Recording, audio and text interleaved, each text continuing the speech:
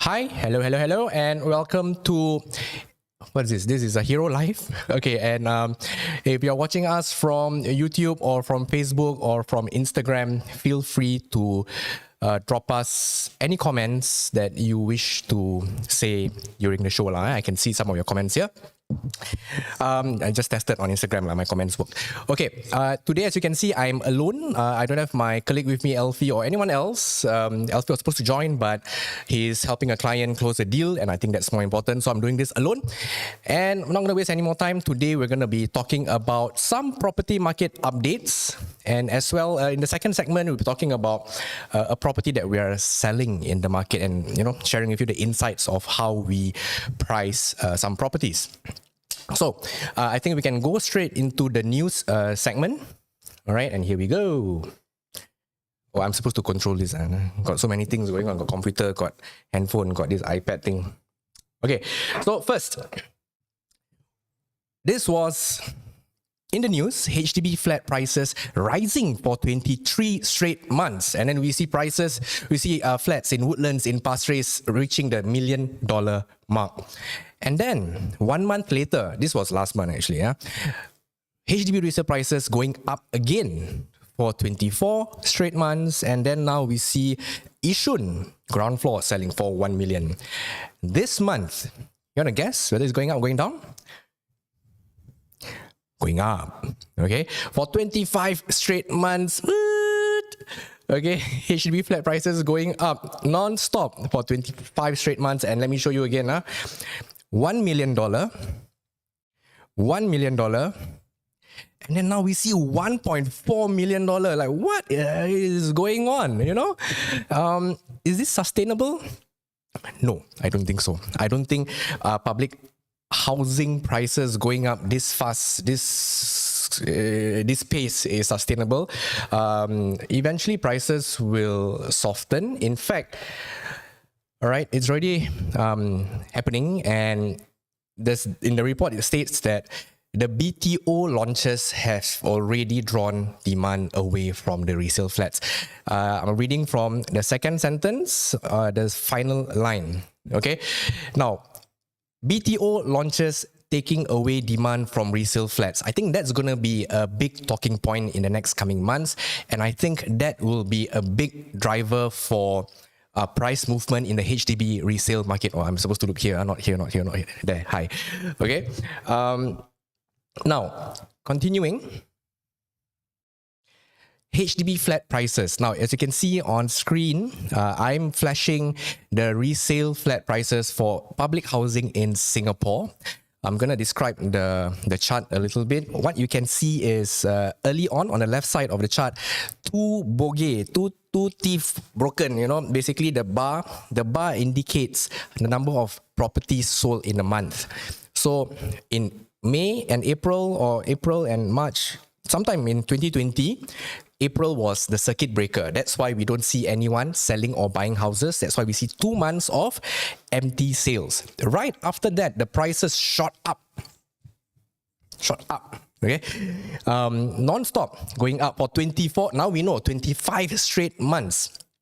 Okay, but the news report did say that Clinton Lim say, Clinton says, what the hell is going on? Just like your outfit. Yeah, this is my one funny color outfit that I have in my wardrobe. So I'll be wearing this all the time for life. Okay, sorry, going back to topic. So for 25 straight months, we have... Oh, sorry. Just my stream has ended on screen. For 25 straight months, we have prices going up and up. But finally, in the last 1 or 2 months, the speed of increment for the prices has slowed down by a lot. Okay, it's not going to be as fast as the last few months.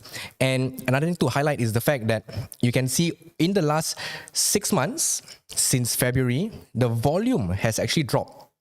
All right, last year, the number of units being sold every single month is, let me see, around over 2004, 2005 per month. Okay, but then in the last 6 months since February, we're only seeing 2001, 2002 units being sold. And when the volume of transaction drops, prices will soon follow. All right, and we are seeing this in the next 2 to 3 months. Very likely, we're going to see prices turn. Will I be correct? I think I'll be correct. Maybe not 3 months, maybe in 6 months' time. All right, hold on, let me just set my screen. Thanks.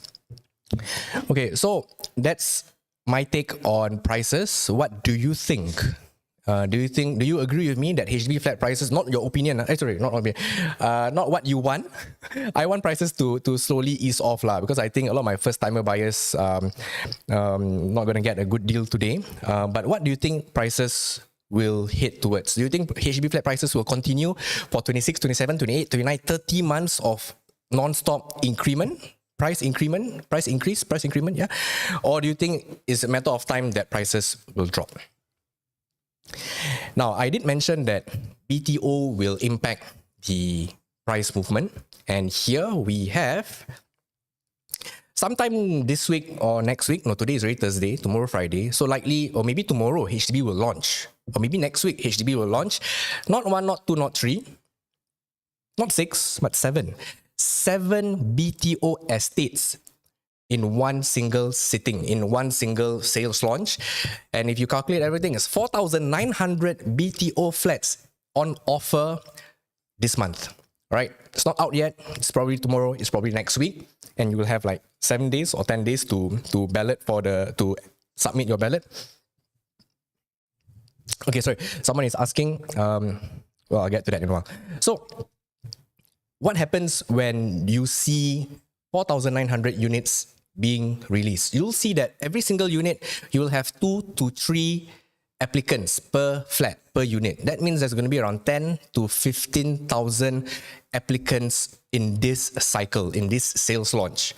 When you have 15,000 people applying for a BTO, what happens to the resale market? The resale market will slow down a little bit.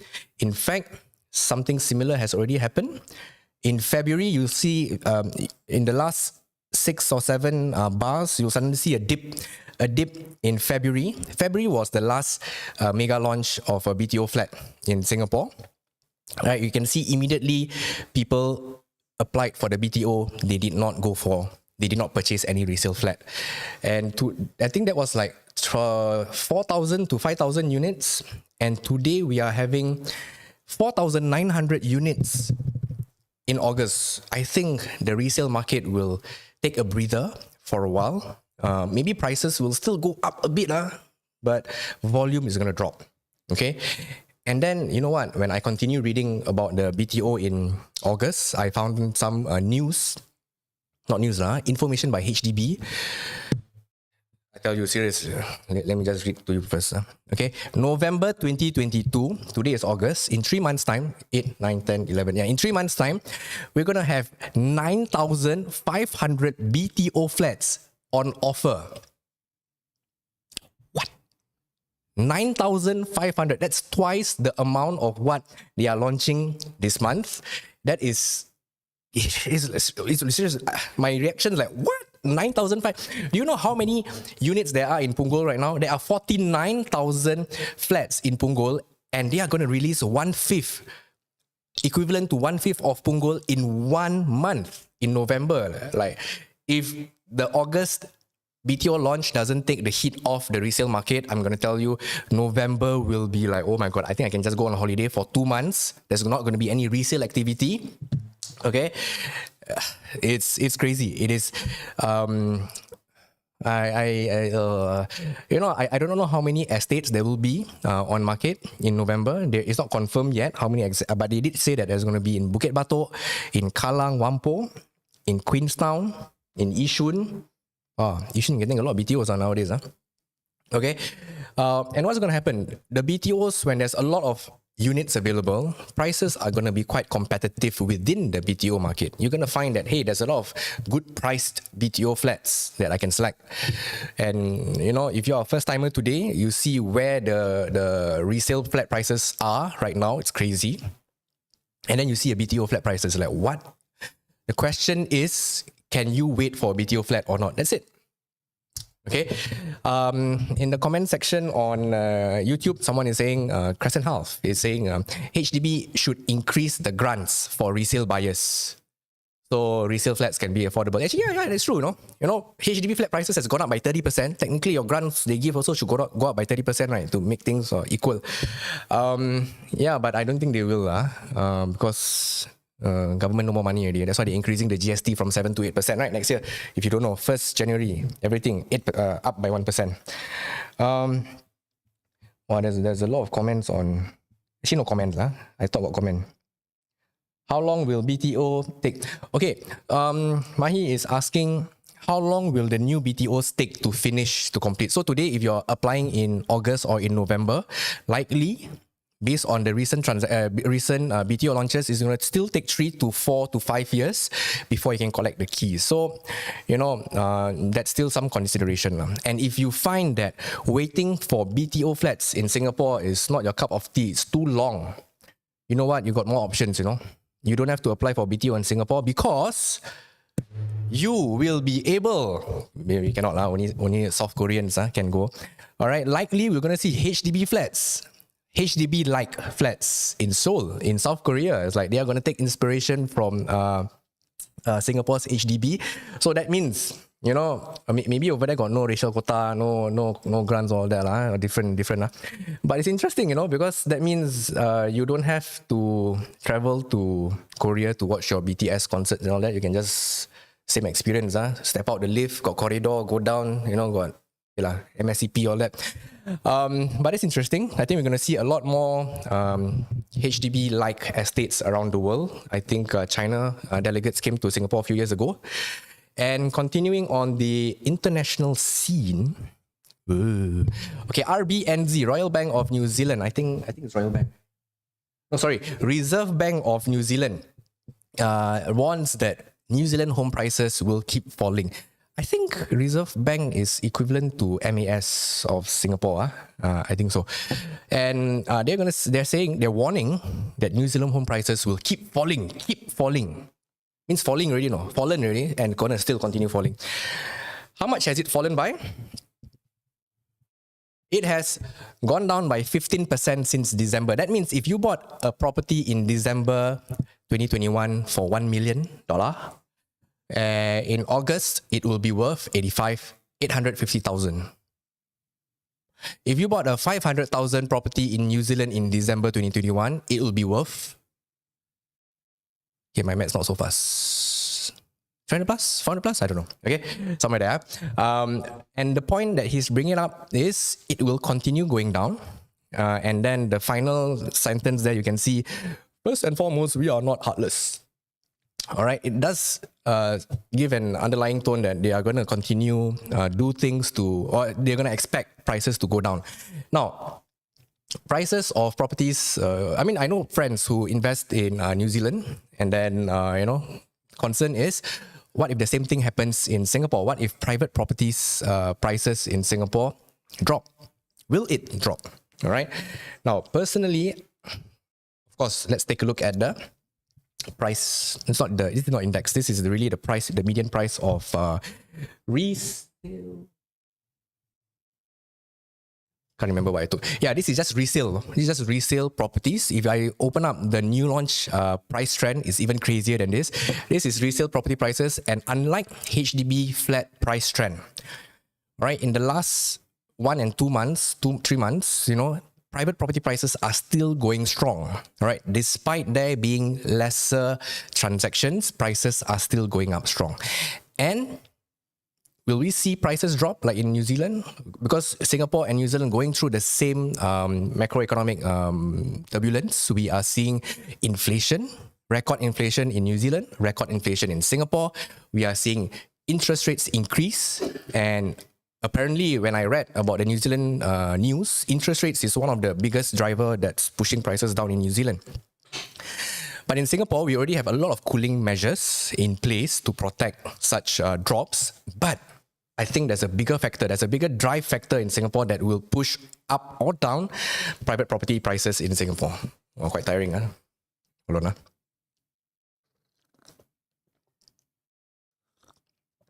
I don't know if you can see this. It says Hero Life. Okay.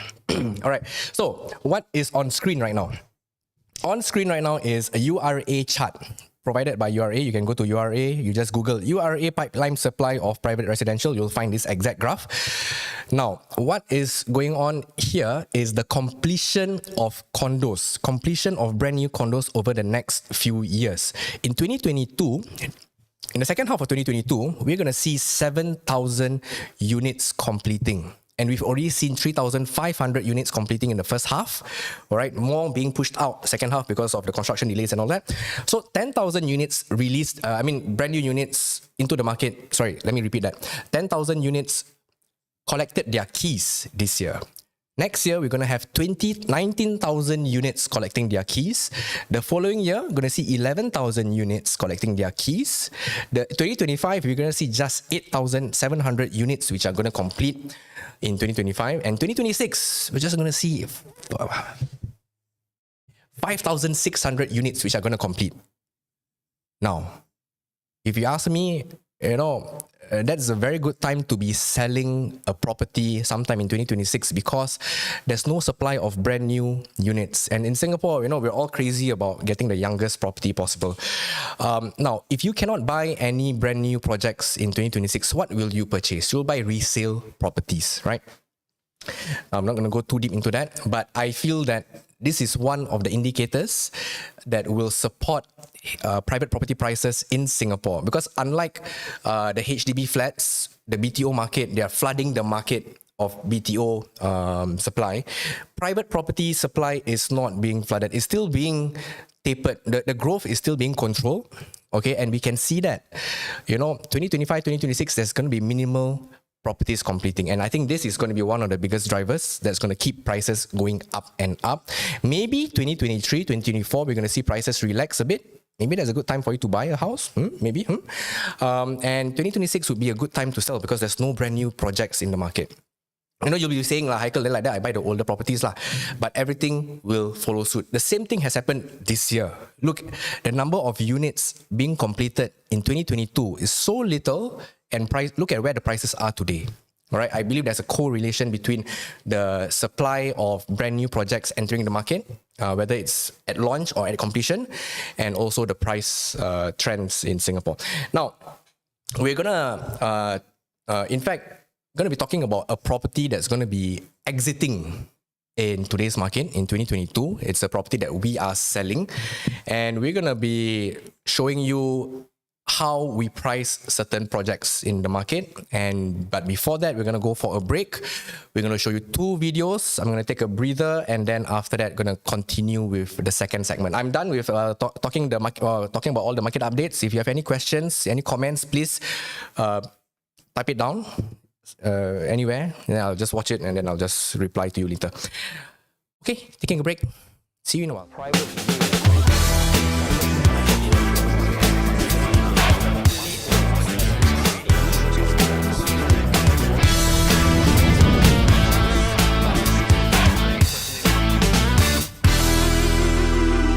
What if I say that all HDB prices will be crashing very soon? And I know the exact reason why. In fact, this has happened before, less than 10 years ago. Back in 2012, HDB prices were going up, introduced cooling measures after cooling measures after cooling measures in the HDB market. None of them worked. In fact, prices just continued going up and up. Then, HDB decided to flood the market with BTOs. Between 2011 to 2014, they introduced over 100,000 BTO flats into the market. Now, for context, Punggol today has over 49,000 HDB flats only.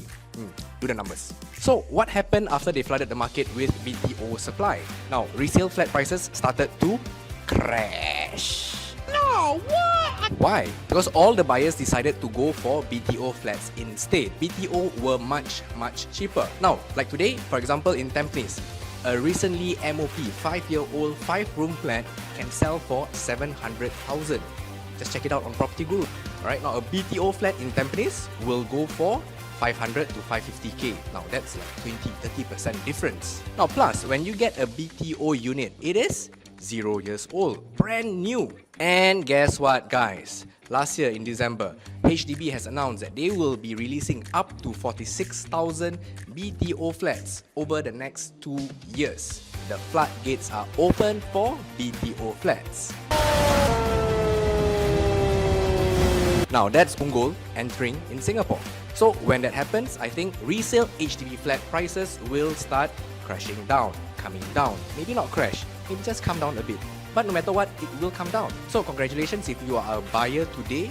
Likely you'll be saving 30,000, 50,000 over the next few months if you can wait for a resale flat. Now sellers, you've got to lock in your profits today. Talk to us so you can find out what your plans are for upgrading and be ultra defensive in your financial plans.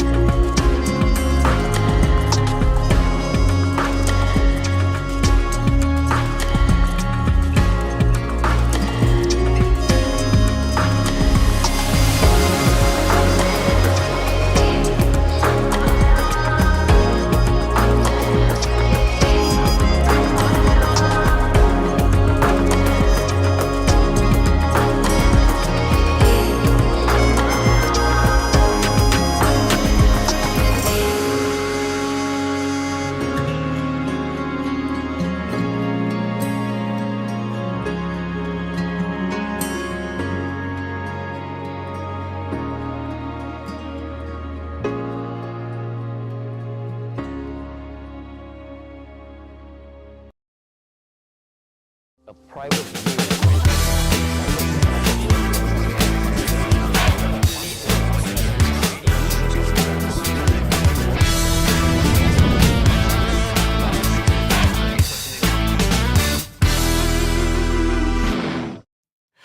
Hello, and welcome back to what's this?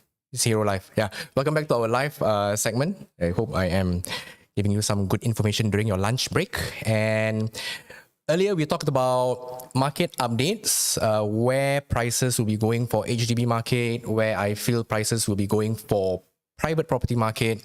There was a comment earlier by Afiq Omar. He was saying Pakcik will never sell his house because prices are going to be dropping. Actually, it's true. You know, I mean, if you know of anyone who is thinking of selling their flat, please tell them this is the time to lock in the best profits that they can ever see in the next 5 to 10 years. After that, prices for HDB flat prices are just going to go down. Now, after this, we're going to be talking about a property that our team is selling and how we are pricing the unit. We are overpricing the unit. I'm going to tell you why and what's going to happen after that. Elfie is not with me here today, but he's watching and he commented. He said, "Bro, any thoughts on overseas property?" She got no thoughts. Could it be a viable option for someone wanting to invest in a property but maybe just outpriced in Singapore? I think what he's saying, trying to say is, a lot of Singaporeans, we do have some savings that we want to invest in a second property. And because of additional buyer stamp duties in Singapore, it kind of stops us from buying a second property. I would have to say that property market, as a professional in the property scene, I realized that my knowledge is very hyper-localized, and a lot of property agents around the world, their knowledge is so hyper-localized. That means they only know, I only know about Singapore, mostly. For me to talk about overseas properties, I really need to invest a lot of time in that. That said, I did apply for, I did ballot for a New Zealand property a few months ago. And I didn't get it because the market was so hot back then. I think it is viable. You don't have to pay any stamp duties overseas. You don't have to pay additional buyer stamp duties. You can get rental. You can get, it's just an alternative lah. But of course, you have to do a lot of due diligence before you enter the market. And then we have a YouTube comment by Clinton Lim, the guy working with us. He's asking what are my thoughts on the upcoming Lentor Modern. I think we have to see what the price point comes up to be. I've been to the show flat already. It's like amazing layout. I think the finish is really, the developers are out there to wow a lot of buyers. But don't get caught up emotionally when buying a property. Look at the numbers. Have a lot of data ready before you pull the trigger. I think if it's going to be if you can find units in 2000, 2001 per square foot range, I know it's going to be very unlikely, but that would make it a good deal. Okay, very similar to Amo Residences and all that. Lentor is a bit ulu. Lentor is like before Yishun, somewhere there, northern area. But you do have an MRT right at your doorstep. You have a good size of mall on your first floor. So I think that's something to consider. But location-wise, I think it's not one of the best locations. If it's good price, then why not? Now, let's continue with our segment. Mahi, let's show the next. All right. So we're here. That was the video earlier, and I'm going to be showing this. Now, this is the exact same property that you saw before the break. During the break, you saw a video that we flashed. Now, this is on the market for 1.35 million. It is a 3-bedroom, 1,050 square feet. That's equivalent to your 4-room HDB BTO today. I'm not going to beat around the bush, all right? This is my property. This is my house. I'm selling it at 1.35. I bought it 3 years ago, and it's time for me to exit. I think there's good profits there already for myself, and move on to a next better performing property. Now, at 1.35, question is it a good deal for the seller or for the buyer? Okay, of course which seller doesn't want to have a good deal, right? At 1.35, it really is a good deal. But now let me show you some things that you as a buyer should consider. Okay, now in the area, I just did this search yesterday. Okay, so this is 17 August yesterday. Today is 18 August. 17 August. These are listings, available listings on Property Guru. All 1,000 square feet, 1,001 square feet.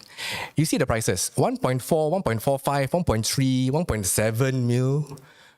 So it does make my property at 1.35 look cheap. Am I right? It's going to be a good deal for you. Am I right? No, it's not going to be a good deal for you at 1.35. Okay? I'm going to be very honest here about my own property that I'm trying to sell. Okay, end of the day, it's willing seller, willing buyer. Whatever I share the same to a lot of my the buyers that come over to the property. You cannot just look at prices of units in the market in the area alone. You also have to look at prices of the properties sold within the estate in the last 6 months, in the last 1 year, and see the price trend. So I think you can see on screen today. Let me see. Okay, you can see. I want you to focus on the price. I placed a red color tick there. Now look at last year's prices. Is like going at 900 plus PSF, 800 plus PSF. All right, then slowly it is inching up. All right, sometime in early this year, sometime in February, March, you no longer see units being sold below 1,000 per square foot. Now to put things in context, my unit is 1,055 square feet. If I sell it for 1,000 per square foot, I will get 1.055. 1.055, yet I'm listing it at 1.35. 300,000 above market transactions. So is it still a good deal for the buyer? Not really. All right, so you really have to look at market transactions. Now, I'm really a seller. I'm really selling. I'm not trying to fake things and all that. Okay, so, but I do, you will see that there are some units which sell at future value. Now, what do I mean? Now, just take a look at the bottom half, all right? You'll see that most units were being sold at 900, 800 per square foot, but there'll be 1 or 2 units which were transacted above 1,000 PSF, ahead of its time, all right? So we have to see where the market sentiment is right now, and we have to see whether is it really worthwhile to pay above market rate. Today, I mean, just ask any of my clients. I'm telling them it's okay to pay above market rate, slightly above market rate, not too far off, because it's a matter of time when a neighbor catches up with you. All right. So today, all right, when you see everyone else selling in BELYSA for 1,050, 1,001 per square foot, all right, I think I can sell for slightly above market rate. I can sell for a slight future price of maybe 1,002 per square foot. I'm hopeful. Also, I'm also a seller, but when I put my agent hat on, I know that it's possible. Okay, so at 1.35, definitely it's not a realistic amount for a seller. I tried because our own clients will engage us saying that, hey, you know what, let's just try to put a high price. I know for a fact that it won't work. Okay, I'm trying out for myself, doing my best, and it is not working. All right, so if you try to search on Property Guru today, you will not find my listing. Maybe later this week, today is already Thursday, Friday. Maybe next week, I will list it up again. At what price? Maybe at 1,001, 1.1 mil and above, 1.15 mil and above. Maybe I'll start at 1150 PSF and above. That means whoever comes in to view the property, I'll tell them that you cannot make any offers below this price. I'm only accepting prices above this amount, and then we'll talk. And that strategy has been working very well for my team in the past 8 to 12 months. All right, because the market is still quite hot, and as I've shared before the break, private property prices will continue rising over the next 2 to 3 years. Until 2026, you'll see a spike because there's a shortage of properties in 2026. So I feel that there'll be a buyer who's willing to pay because there's no more options. Because the only options he has in the market today, 1.4 mil, 1.5 mil, right? They're all around the same size, right? Asking per square foot, 1,003, 1,250 PSF, 1,004 PSF. Woo! All right. So now I'm sharing with you two sides of the coin. From a seller's point of view and from a buyer's point of view, what you should be looking at, right, to make it a good deal for you. If you can get it at 1.1 mil, all right, let's go back to the transactions. All right, if you can get 1,055 for 1.15, you can see it's actually really well within range of market value. Now, that's a good deal for you. If you can get a unit which is just slightly above market rate today, still a good value to you. Okay? Now, if you have any questions, any comments, all right, please type that into the comments sections, please. Now, this will be the last slide that I'll be sharing with you for this topic. I know it looks like a very weird drawing, okay, but this concept I'm trying to share with you is called the exit strategy. When I purchased this property, my exit strategy was, because I was thinking I was going to hold for like maybe 5, 7, 8 years. All right, and I had a feeling that I was going to be selling, or the buyer that was going to be buying from the future buyer of my property would be coming from Tampines North, just across the street. The red circle that I drew is Tampines North, the 2 arrows pointing at BELYSA. Okay, so people from Tampines North, they are going to be hitting their MOP this year. And then there are some estates which haven't even collected their keys. They're going to collect their keys this year, next year, in 2 years, in 3 years' time. And then they have to wait for another 5 years before they hit MOP. Then they can sell. And when they sell at MOP, usually they sell for a big profit. And when they have big profits, they want to upgrade to a private property. What options are there? There's BELYSA. All right. So that was my exit strategy. And I can tell you, the people who has been viewing my property, even though I listed at a crazy price, they are all HDB upgraders. Most of them were BTO upgraders, as I talked to them and found out. Now, we need, whatever property we buy, we must have an idea who we want to sell to, who will be willing to pay a premium over your own purchase price in future. All right. Without knowing that, you're just buying emotionally. You're just buying a property just because you like it, without understanding who will be buying from you in future. And this is an important concept to have. Whatever property that you purchase, whether you're buying a HDB, whether you're buying a resale condo, or whether you're buying a new launch condo. For example, schools-wise in BELYSA, I mean, we do have Pasir Ris Park, we have Elias Park Primary, but I wouldn't say they are big draw as compared to maybe Gongshang in Tampines, or St. Hilda's in Tampines, or even Aitong or St. Nicholas in Ang Mo Kio. There's an Amo Residences which sold very well, I believe, because of the schools also. But I feel in Pasir Ris, a lot of the condos will do well over the next few years. when we have a very big catchment of BTO upgraders. That's my thoughts. All right. In the comments, someone is asking, how old is BELYSA? I think BELYSA is just 8 years. I bought it when it was 5 years old. It's been 3 years, so it's 8 years today. Wow, yeah, good question. What is a good age? Someone is asking, what is a good age for a condo for us to look or buy? Ideally, all right, if money is not an option, buy a new launch lah. You know, because that's 0 years old, you can buy a property that is fresh, virgin, you know. Then as the property grows older, then we have to see value of the property against other projects, you know, in the area. Let's say if you're buying a 20-year-old project in Pasir Ris, okay, if it's big enough and it's going for maybe just under 1 mil, when a 8-year-old project is going for 1.1 mil, I think that the gap is big enough for the 20-year-old property to be of a better value, in fact, sometimes, okay? Because when we see supply and demand of all properties in Singapore, we do see the resale prices tend to go up within, together lah. Doesn't matter whether you're brand new or old. Let me just explain. Maybe I'm over-explaining already. We'll keep it short. All right, these are all the resale prices over the past 2 years. Okay, it doesn't matter whether you're a new project or you're a very old condo.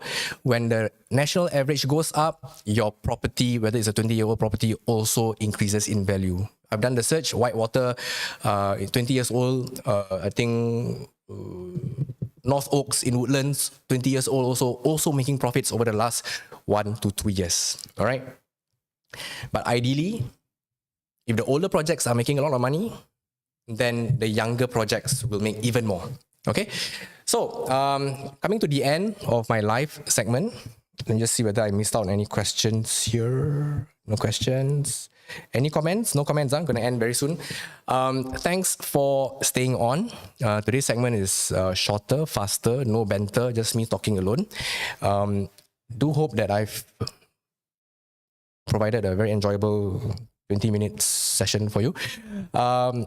If you have any questions, please list them down. Maybe I'll address them next week. Maybe in 2 weeks' time. We'll see, but we'll do it on Thursdays. So Thursdays, lunchtime is when we do our live. Take note, and I will see you in the next episode. A private view.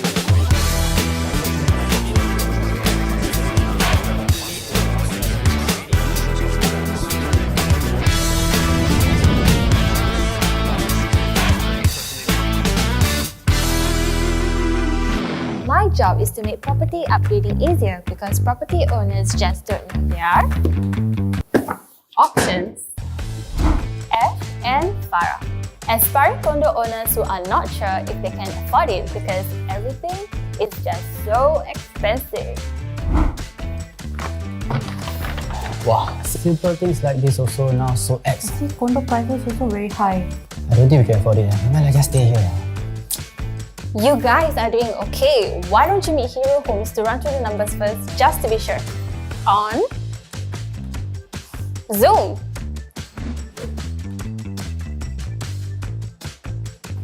See, you guys can afford 6 years of reserve funds. Nice. Michael and Janet can never agree on anything. Everything confuses them. Mochi, I watch soccer. I watch news. I watch YouTube. Fashion. How am I mention it? Condo please. Passionate ke? Condo ni money. You guys don't have to decide now. Why don't you meet HeroHomes first to run through the numbers in person?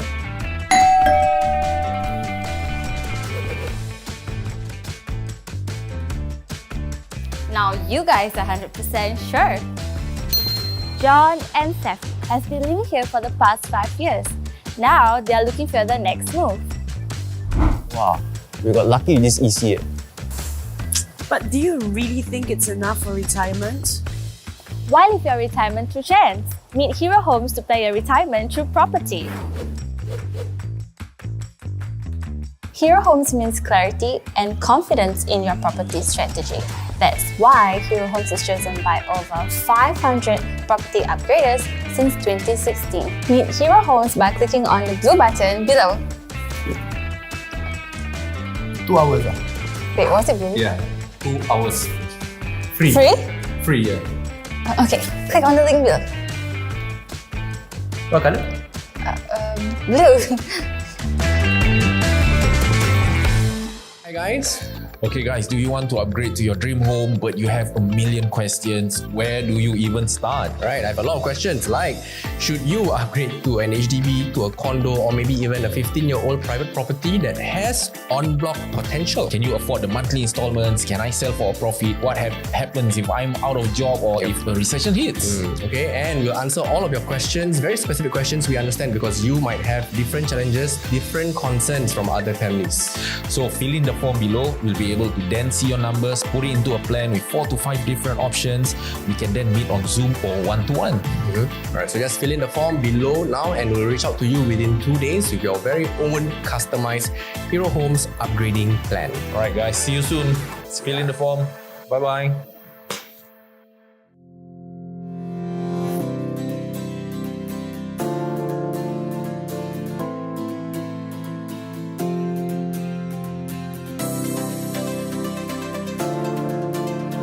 Hi, so today I'm at Singapore Expo. We are having an exhibition here and I'm going around to ask people whether they like BTO or resale flats. Check it out. Hi, good morning guys. Today, Property Pilot, we are here at the Singapore Expo. Yeah, can we got time? Can I ask you some questions?